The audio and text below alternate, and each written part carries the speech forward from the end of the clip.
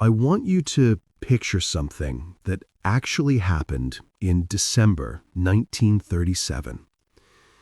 Japanese officers lined women up in the streets of Nanking, took photographs while they assaulted them, and smiled for the camera. They kept the pictures like hunting trophies. What still turns my stomach is that this wasn't men snapping in the heat of battle.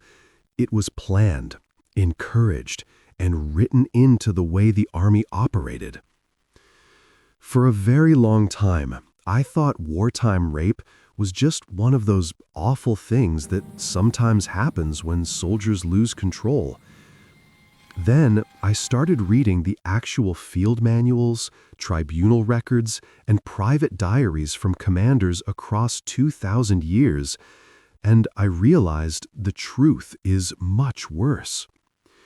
Using women's bodies to break an enemy isn't a side effect of war, it is a weapon of war, as deliberate as artillery or cutting off food supplies. Rome wrote the first playbook.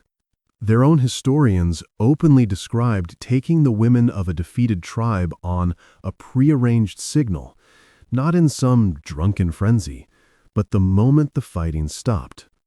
The idea was simple and ice cold. Kill the men, and you still have a nation that wants revenge. Publicly violate the women, force pregnancies, and you destroy the bloodline. You erase the enemy's future. They even had a phrase for it: conquest of conquest. Every empire that came after studied the Roman model and adapted it. Ottoman armies did it. Colonial forces in the Americas did it. The Japanese military in the 1930s turned it into assembly line horror and took pictures to prove how efficiently it could be done. Soviet troops moving into Germany in 1945 did it on a scale that is still hard to read about without feeling sick. Hospital records from Berlin alone logged over 100,000 abortions in the first year after the war. The pattern never changes. Violate publicly, leave the bodies on display, or force the survivors to carry the children. Make sure the entire community sees what total defeat really means. It spreads terror faster than soldiers can march. It kills the will to resist for generations. Bosnia in the 1990s brought the strategy into the television age. Serbian units set up actual camps with guards and timetables whose only purpose was to impregnate Muslim women. Local radio stations broadcast what was happening, so nobody could pretend they didn't know. Rwanda followed the same script a couple of years later. The first person ever convicted of genocide purely for organizing mass rape was a Rwandan official in 1998. The court finally said out loud what had been true for centuries: this is not crime, it is policy. Every side has done it at some point.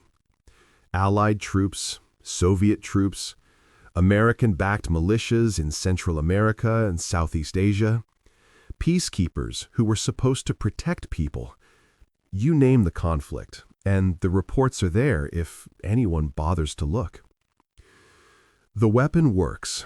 That's why it keeps coming back.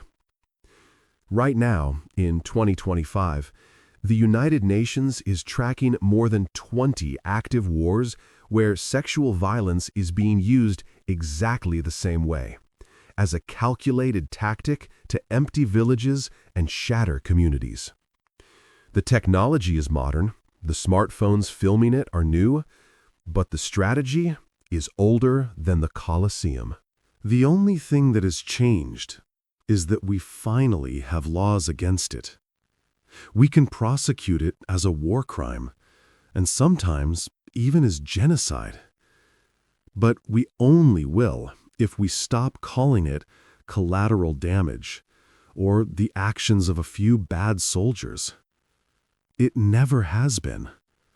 It is a command decision, written down, planned, and repeated for 2,000 years, Because it is brutally effective. That is the part they leave out of every history class.